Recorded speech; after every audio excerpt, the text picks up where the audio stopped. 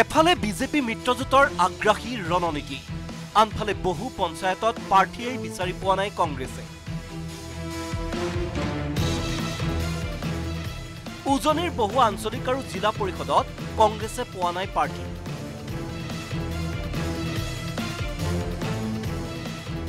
উজনি নামনিৰ বহু আঞ্চলিক আৰু গাঁও পঞ্চায়তত নিৰ্বাচন খেলাৰ বাবে কংগ্ৰেছে প্ৰাৰ্থী বিচাৰি পোৱা নাই বুলি দলটোৰ এক শীৰ্ষ সূত্ৰই প্ৰকাশ কৰিছে। প্ৰদেশ কংগ্ৰেছে পঞ্চায়ত নিৰ্বাচনৰ প্ৰাৰ্থী চূড়ান্ত কৰিবৰ বাবে জিলা সভাপতিক দায়িত্ব দিয়াৰ পিছতো কেইবাটাও সমষ্টিত দলীয় প্ৰাৰ্থী বিচাৰি পোৱা নাই বুলি জানিবলৈ দিছে দলীয় এক সূত্ৰই।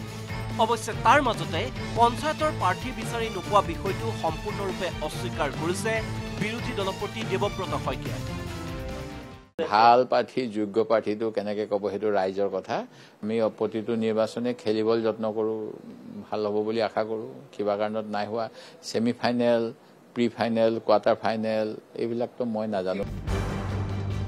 কিন্তু আগন্তুক পঞ্চায়ত নিৰ্বাচনত কংগ্ৰেছৰ ফলাফল কেনে হ'ব সেই সম্পৰ্কত কোনো মন্তব্য প্ৰদান কৰিব নোৱাৰিলে দেৱব্ৰত শইকীয়াই।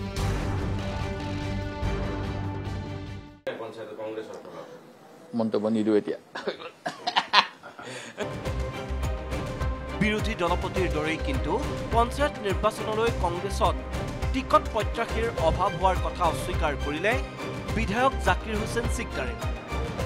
এইবাৰ পঞ্চায়ত নিৰ্বাচনত কংগ্ৰেছে জয়লাভ কৰাৰ দাবী চিকদাৰৰ। 100% কেণ্ডিডেট ওলাব আৰু কংগ্ৰেছ দলে পঞ্চায়ত নিৰ্বাচন সকলো নেতা কৰ্মীৰ পূৰ্ণ সহযোগিতাত ৰাইজৰ আশীৰ্বাদেৰে আমি নিৰ্বাচনী যুঁজ দিম। কেনে হ'ব বুলি ভাবিছে ফলাফল? ভাল হ'ব। ৰাইজ বিজেপিৰ ওপৰত অসন্তুষ্ট, নাৰাজ।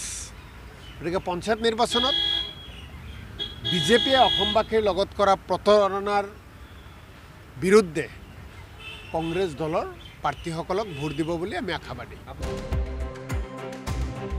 এনেদৰে দলৰ একাংশই কংগ্ৰেছৰ দুৰৱস্থাৰ কথা অস্বীকাৰ কৰিলেও দলীয় শীৰ্ষ সূত্ৰত প্ৰকাশ পোৱাৰ মতে নেতৃত্বৰ ক্ষমতাৰ খোৱাৰ কামোৰাৰ বাবেই যেন দলটোৰ তৃণমূল কৰ্মীৰ হৈছে মোহভংগ। আৰু তাৰ পৰিণতিতে শতিকা পুৰণি দলটোৱে এতিয়া পঞ্চায়ত নিৰ্বাচনত এজন যোগ্য প্ৰাৰ্থীক প্ৰক্ষেপ কৰিবলৈও সংগ্ৰাম কৰিবলগীয়া হৈছে। নলবাৰীৰ পৰা কৈলাশ ডেকাৰ সহযোগত হীৰকজ্যোতি মালাকাৰৰ report, news 18 Assam north east. আপুনি বিচৰা বাতৰি পাব কেৱল নিউজ 18 এপত।